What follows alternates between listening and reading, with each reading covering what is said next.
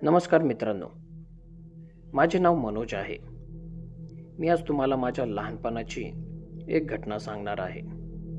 मित्रांनो, ही घटना इतकी भयानक आणि अविश्वसनीय आहे की तुम्हाला या गोष्टीवरती विश्वासच बसणार नाही की कोणासोबत अशी घटना पण घटू शकते. ही घटना माझ्यासोबत घडली तेव्हा मी 6वी शिकत होतो. म्हणजे त्यावेळी माझे वय जवळपास 12 वर्ष असेल. खरं तर मी मूळचा मुंबईचा राहणारा होतो. माझे आई वडील दोघेही कामाला जात असायचे. त्यामुळे माझ्या वडिलांनी मला शिक्षणासाठी माझ्या आत्याकडे बारामतीला पाठवले होते. मित्रांनो, इथपर्यंत सर्व काही व्यवस्थित होते. पण याच्या पुढे जे माझ्यासोबत घडले ते कोणाच्याही विचारांच्या पलीकडचे होते. माझ्या आत्याचे घर हे शाळेपासून जवळपास 6 किलोमीटर लांब होते आणि आम्ही दररोज 6 किलोमीटर चालत जात असत. गावातून काही मोजकेच मुले माझ्यासोबत त्या शाळेत होती आणि त्यातील साहिल हा एक माझा मित्र होता. साहिल हा माझा वर्गमित्र आणि गावात जवळच राहिला असल्यामुळे आमच्या दोघांची खूप चांगली मैत्री झाली होती. आम्ही दोघे शाळेत सोबतच जात येत असत. कधी आत्या आम्हाला शाळेत सोडायला येत असत, तर कधी साहिलचे वडील येत असत. आणि जेव्हा कोणी सोडायला किंवा घ्यायला येत नसत, तेव्हा आम्ही दोघे सोबत येत असायचो. आता तो दिवस शनिवारचा होता, ज्या दिवशी खऱ्या अर्थाने या घटनेला सुरुवात झाली होती. त्या दिवशी सकाळी लवकर शाळा असल्यामुळे आम्हाला सोडायला कोणीच येणार नव्हते. म्हणून साहिल आणि आम्ही दोघे शाळेकडे चालत निघालो होतो. आता आमच्या शाळेला जाणारा जो रस्ता होता, तो रस्ता पाण्याच्या एका कॅनलच्या बाजूने जात होता. मी आणि साहिल आम्ही दोघे पाण्यात दगडे मारत आणि खेळत खेळतच शाळेच्या दिशेने निघालो होतो. काही वेळाने कॅनलवरती एक पूल आला. त्या पुलावरून आम्ही कॅनलच्या दुसऱ्या बाजूला गेलो, जिकडे आमची शाळा ही होती. आता कॅनलपासून आमची शाळा जवळपास 500 मीटरवरती होती. आणि सगळ्यात विचित्र गोष्ट म्हणजे कॅनलपासून फक्त 100 मीटरवरती एक स्मशानभूमी होती. खरं तर ती स्मशानभूमी शाळेला जाण्याच्या रस्त्यापासून जवळपास 50 मीटर डाव्या बाजूला होती. त्यामुळे तिकडे जाण्याचा आमचा काही फारसा संबंधच येत नसायचा. पण त्या दिवशी साहिलला चिंच तोडून खाण्याची खूप इच्छा झाली होती. पण याच्यामध्ये एक अवघड गोष्ट म्हणजे ते चिंचेचे झाड स्मशानभूमीच्या एकदम मधोमध होते. आणि ही गोष्ट आमच्या दोघांच्याही लक्षात आली नाही. आणि चिंच खाण्याच्या मोहामध्ये ही गोष्ट आमच्या दोघांच्याही लक्षात आली नाही. आता मी आणि साहिल आम्ही दोघेही त्या चिंचेच्या झाडाकडे निघालो होतो. आणि आम्ही जसे त्या स्मशानभूमीच्या आतमध्ये शिरलो, तसे आम्ही पाहिले की तिथे कसली तरी पूजा झालेली होती. एका बाजूला जळालेली अगरबत्ती होती, हळदी कुंकू आणि नारळ फोडलेला होता. तर तिथेच बाजूला एका ताटामध्ये एक नैवेद्य ठेवलेला होता. त्या नैवेद्यामध्ये भाजी, भाकर, डाळ भात आणि जिलेबी ठेवलेली होती. मी त्या नैवेद्याला पाहून त्याच्यावरून पलीकडे उडी मारली. कारण आत्या मला नेहमी सांगत असायची की जर रस्त्यामध्ये उतारा किंवा असा नैवेद्य दिसला तर त्याला पायाने तुडवायचे नाही, त्याच्या बाजूने निघून जायचे. पण याच्या उलट साहिलने त्या नैवेद्यामधील जिलेबी उचलून खाल्ली आणि मी साहिलकडे पाहतच राहिलो. आणि तेवढ्यात साहिल मला म्हणाला, "अरे, असल्या गोष्टींना घाबरायचे नसते मनोज." आणि आम्ही दोघे बोलत बोलत पुढे त्या चिंचाच्या झाडाकडे गेलो. थोडा वेळ चिंच तोडल्यावरती आम्ही परत स्मशानभूमीच्या बाहेर यायला निघालो. आणि यावेळी मला काय झाले माहीत नाही. मी लाथाने तो नैवेद्य तोडावला आणि एवढेच नाही तर त्या ताटात थुंकलो सुद्धा. आणि हे करून मी जोरजोरात हसू लागलो. जणू काही मी खूप मोठा पराक्रमच केलेला होता. पण माझ्या या अशा वागण्याने पुढे माझ्यासोबत ज्या काही घटना घडणार होत्या ते ऐकून तुमच्या सुद्धा अंगावरती काटा आल्याशिवाय राहणार नाही. आता साहिल आणि मी आम्ही दोघे शाळेमध्ये पोहोचलो होतो.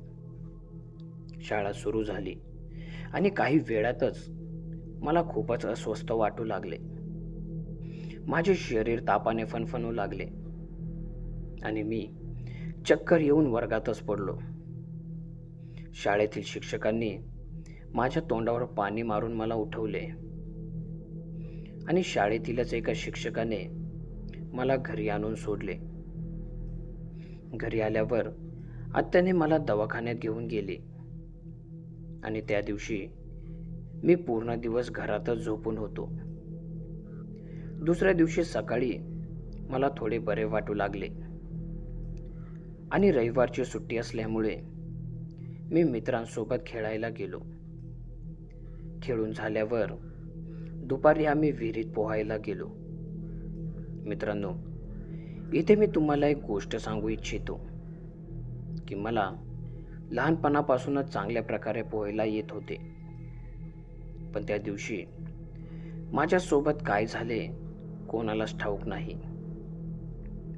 विहिरीत पोहत असताना मी अचानक बुडू लागलो आणि मला असे वाटत होते की जणू काही कोणीतरी पाण्यातून मला खाली ओढत आहे. मी गटांगळ्या खाऊ लागलो. माझ्या नाकातोंडात पाणी गेले होते. पण माझ्या सोबत असणाऱ्या मुलांनी मला पाण्याच्या बाहेर ओढून काढले. मी तशीच कपडे घातली आणि पुन्हा घरी आलो. पण या गोष्टीबद्दल मी आत्याला काही सांगितले नाही. आणि हीच माझ्या आयुष्यातील सर्वात मोठी चुकी होती. आता दुसऱ्या दिवशी सकाळी मी आणि साहिल आम्ही दोघे शाळेत जायला निघालो.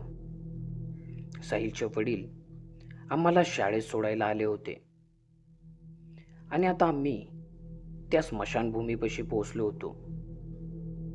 इतक्यात माझी नजर स्मशानाच्या त्या गेटवरती पडली आणि मी पाहिले की तिथे एक माणूस उभा होता ज्याने पूर्ण पांढरे शुभ्र कपडे घातले होते. त्याच्या डोक्यावरती तशीच एक पांढरी टोपीही होती आणि तो माणूस एक टक लावून माझ्याकडेच पाहत होता. मी साहिलला खुणावत त्या माणसाकडे पाहायला सांगितले. पण सगळ्यात आश्चर्याची गोष्ट म्हणजे तो माणूस साहिलला दिसतच नव्हता. खरं तर त्यावेळी मला असे वाटले की कदाचित साहिल माझी मस्करीच करत आहे, कारण तो नेहमीच मस्ती करत असायचा. पण काही वेळाने माझ्यासोबत एक अशी घटना घडली ज्यामुळे मला समजले की तो माणूस खरंच साहिलला दिसत नव्हता. आता शाळा सुटली. साहिल हा त्याच्या मोठ्या भावासोबत शेजारच्याच एका गावामध्ये गेला. त्यामुळे आता घरी जाताना मी एकटाच होतो. मी घराच्या दिशेने चालत निघालो आणि मी जसा त्या स्मशानभूमीपाशी पोहोचलो की माझी नजर पुन्हा त्या स्मशानभूमीच्या गेटवरती पडली आणि मी पाहिले की सकाळी थांबलेला तो माणूस आत्ताही त्याच पोझिशनमध्ये स्मशानभूमीच्या गेटवरती उभा होता आणि तो आत्ताही माझ्याकडेच एक टक लावून पाहत होता. खरं तर मला आता त्याची भीती वाटू लागली होती. त्यामुळे मी आता पटापट चालू लागलो होतो. मी पूल पार करून कॅनलच्या दुसऱ्या बाजूला आलो आणि कॅनलच्या बाजूने मी घराच्या दिशेने निघालो. मी चालत आता थोडाच पुढे आलो असेल की इतक्यात मला कोणाच्या तरी चालण्याचा आवाज आला. त्यामुळे मी एकदा मागे वळून पाहिले आणि मागे वळताच माझ्या डोळ्यांवर माझा विश्वास बसत नव्हता. कारण माझ्या पाठीमागे तोच माणूस चालत येत होता जो मला स्मशानभूमीच्या गेटवरती थांबून एकटक पाहत होता. मी त्या माणसाकडे पाहत थांबलोच होतो की इतक्यात त्या माणसाने कॅनलमध्ये उडी मारली आणि कॅनलमध्ये उडी मारताच तो माणूस कुठे गायब झाला मला काहीच कळाले नाही. कारण आता तो माणूस मला कॅनलच्या पाण्यात सुद्धा दिसत नव्हता. मी खूप घाबरलो आणि घराच्या दिशेने जोरात पळत सुटलो.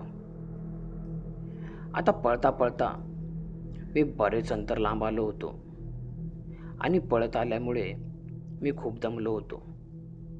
त्यामुळे मी तिथे शेजारीच एका झाडाखाली थांबलो आणि एकदा मागे वळून पाहिले तर आता तो माणूस माझ्या मागे नव्हता. मला वाटले की तो माणूस कदाचित गेला असेल, पण तो माणूस माझ्या मागे ज्या कारणामुळे आला होता तो इतक्या लवकर आणि सहजासहजी माझा पिछा सोडणार नव्हता. आता मी पुन्हा घराकडे चालू लागलो आणि थोडे पुढे चालत आल्यावर माझ्यासोबत पुन्हा तेच घडले. मला कोणाच्या तरी चालण्याचा आवाज पुन्हा येऊ लागला. मी घाबरत घाबरत मनातल्या मनात देवांची नावे घेत पाठीमागे वळून पाहिले आणि ज्या गोष्टीची मला भीती वाटत होती तीच गोष्ट घडली. तो माणूस माझ्या मागे चालत येत होता. मला विश्वासच बसत नव्हता की मी इतक्या लांब पळत आलो तरी हा माणूस इतक्या कमी वेळात माझ्यापाशी कसा काय पोहोचला. आणि सगळ्यात विचित्र गोष्ट म्हणजे या माणसाने पाण्यात उडी मारली होती आणि तरीही त्याचे कपडे थोडे सुद्धा ओले झाले नव्हते. मी खूपच घाबरलो. मी माझ्या हातातील जेवणाचा डबा फेकून त्या माणसाच्या दिशेने मारला आणि पुन्हा घराच्या दिशेने जोरजोरात पळू लागलो. पळता पळता माझी नजर तिथेच बाजूला असलेल्या एका म्हसोबा देवाच्या मंदिरावरती पडली. मी त्या मंदिरापाशी जाऊन थांबलो आणि मागे वळून पाहिले तर तो माणूस आता माझ्या पाठीमागे नव्हता. मी काही वेळ तिथेच थांबलो आणि इतक्यात आमच्या गावातील एक माणूस गाडी घेऊन चालला होता. त्याने मला पाहून विचारले, "अरे मनोज, इकडे काय करत आहे रे तू?" तेव्हा मी त्या माणसाला सांगितले की काका, मी शाळेतून घरी चाललो होतो. इतक्यात त्या काकांनी मला त्यांच्या गाडीवरती बसवले आणि घरापाशी आणून सोडले. आता घरी आल्यावर मी हातपाय धुतले आणि जेवण करून घेतले आणि आतल्या खोली जाऊन झोपू लागलो. आता मला कुठे झोप लागलीच होती की इतक्यात मला कुणाच्या तरी रडण्याचा आवाज ऐकू आला आणि घरामध्ये कोण रडत आहे हे पाहण्यासाठी मी त्या खोलीच्या बाहेर आलो. पण बाहेर कोणीच नव्हते. आत्या पण अंगणात बसून काहीतरी काम करत होती. मला वाटले की कदाचित मला भास झाला असेल. त्यामुळे मी पुन्हा आतल्या खोलीत झोपायला गेलो. मी आता बेडवरती येऊन पडलोच होतो. इतक्यात माझी नजर समोरच्या भिंतीवरती पडली आणि समोरचे दृश्य पाहून माझा बीपीच एकदम लो झाला. माझे हातपाय थरथर कापू लागले. माझ्या डोक्यातून घामाच्या धारा वाहू लागल्या आणि त्याचे कारण असे होते की समोरच्या भिंतीवरती आमच्या काकांचा फोटो होता. पण काही वर्षांपूर्वी त्या काकांचे निधन झाले होते. आणि भयानक गोष्ट म्हणजे त्या फोटोतून तो रडण्याचा आवाज येत होता आणि त्यांच्या डोळ्यातून अश्रू बाहेर पडत होते. हे पाहून मी पळत घराच्या बाहेर आलो आणि अंगणात बसलेल्या आत्याला बोलावून घरात आणले आणि घडलेला सर्व प्रकार सांगितला. आत्याने घरातून अगरबत्ती आणली आणि काकांच्या फोटो समोर लावली आणि लगेच मला घेऊन गावातल्या आमच्या कुलदैवताच्या मंदिरात गेली. आम्ही दोघांनी देवाचे दर्शन घेतले आणि आत्या मंदिराच्या पुजारी सोबत बोलू लागली आणि पुजारी काकांना माझ्यासोबत घडलेली सर्व घटना सांगितली. तेव्हा त्या पुजारी काकांनी आत्याला सांगितले की अशी घटना घडणे म्हणजे नक्कीच काहीतरी भयानक घटना तुमच्या सोबत घडणार आहे, ज्याचा संकेत तुमच्या पितरांनी तुम्हाला दिला आहे. आणि पुजारी काकांनी एक पत्ता सांगत त्या पंडितजीकडे आम्हाला जायला सांगितले. आत्याने लगेच मला घेऊन त्या पंडितजीकडे गेले. आणि मित्रांनो, तुम्हाला विश्वास बसणारच नाही, आम्ही त्या पंडितजींच्या समोर जाऊन बसताच त्यांनी आम्हाला सांगायला सुरुवात केली. पंडितजी म्हणाले, या मुलाने स्मशानात ठेवलेल्या नैवेद्याचा अपमान केला आहे, त्यावर थुंकला आहे, त्याला लाथाने तुडवले आहे, त्यामुळे तो माणूस याच्या मागे लागला आहे. हे ऐकताच आत्याने माझ्याकडे रागाने पाहिले. मी आत्याला सांगितले की हो आत्या, पंडितजी एकदम खरं बोलत आहे. इतक्यात पंडितजी पुढे म्हणाले, याच्यासोबत एक मुस्लिम मुलगा सुद्धा होता. त्या मुलाने त्या नैवेद्यामधील जिलेबी उचलून खाल्ली, पण त्याने त्या नैवेद्याचा अपमान केला नाही, म्हणून त्या मुलाला तो माणूस त्रास देत नाही. पण मनोजवरती संकट आले आहे, खूप मोठे संकट, ज्यासाठी मनोज स्वतः जबाबदार आहे. आत्याने पंडितजी समोर हात जोडून विनंती करून यावरती काहीतरी उपाय सांगा म्हणून विनवणी करू लागले. तेव्हा पंडितजींनी सांगितले की आजच्या आज त्या स्मशानासमोर जाऊन तोच नैवेद्य ठेवून या, त्या माणसाची माफी मागा, याने त्याचा राग शांत होईल आणि कदाचित तो मनोजचा पिछाही सोडेल. पंडितजीने आम्हाला नैवेद्य कशा प्रकारे तयार करायचं ते सांगितले. आम्ही पंडितजींच्या पाया पडलो आणि तेथून निघणारच होतो. इतक्यात पंडितजीने मागून आवाज दिला आणि मला सक्त बजावून सांगितले की नैवेद्य ठेवल्यावर तुला कोणीही कितीही आणि कुणाच्याही आवाजात आवाज आला तरी मागे वळून पाहायचे नाही, आणि जर तू मागे वळून पाहिले तर ते तुझ्यासाठी खूप वाईट होईल. मी फक्त मान हलवून ठीक आहे म्हणालो. घरी आल्यावर पंडितजींनी आम्हाला सांगितल्याप्रमाणे आम्ही तो नैवेद्य तयार केला. मी आणि दादा आम्ही दोघे गाडीवरती बसून तो नैवेद्य घेऊन स्मशानाच्या दिशेने निघालो. आता या वेळेपर्यंत रात्रीचे 11 वाजले होते. आम्ही स्मशानाच्या समोर पोहोचलो होतो. स्मशानाच्या गेटवर जाऊन मी तो नैवेद्य ठेवला आणि त्या माणसाची मनापासून माफी मागितली.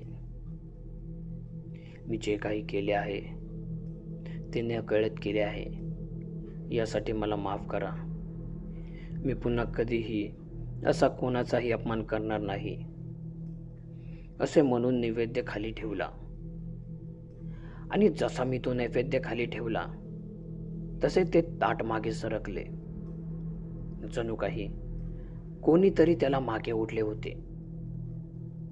आणि तो जो कोणी होता तो मला दिसला नाही, पण त्याचे अस्तित्व मला जाणवत होते. त्याने मला एक जोराचा धक्का दिला. मी उडून पाठीमागे पडलो आणि पटकन उठून मी दादाच्या गाडीवरती बसलो. दादाने गाडी चालूच ठेवली होती आणि आम्ही पुन्हा घराच्या दिशेने जाऊ लागलो.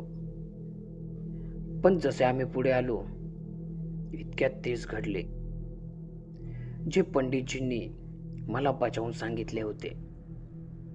मला एक जोराचा आवाज आला, मनोज, मनोज, ए मनोज, अरे ऐक ना मनोज. मी मागे वळणारच होतो. इतक्यात मला पंडितजींनी सांगितलेली ती गोष्ट आठवली की काही झाले तरी मागे वळून पाहायचे नाही. आणि मी तसेच केले. काही वेळाने आम्ही घरी आलो. तोंड हातपाय धुवून आम्ही झोपी गेलो. आता दुसऱ्या दिवशी सकाळी जेव्हा मी उठलो त्यावेळी मला खूपच मोकळे मोकळे वाटत होते. जणू काही माझ्या डोक्यावरून खूप मोठे ओझे उतरले होते. पण त्या दिवसानंतर मी कधीही त्या शाळेत गेलो नाही आणि आत्याचे ते गाव सोडून मी पुन्हा मुंबईला आलो. पुढील माझे सर्व शिक्षण मुंबईमध्येच केले, पण मी पुन्हा कधीही त्या गावाला गेलो नाही. या घटनेतून मी एक गोष्ट शिकलो होतो की कधीही कोणाचाही उतारा किंवा नैवेद्य असला तरी त्याचा अपमान करायचा नाही. आणि त्या दिवसानंतर मला अशी काही गोष्ट दिसल्यावरती मी त्यापासून 10 फूट लांबूनच चालत असे.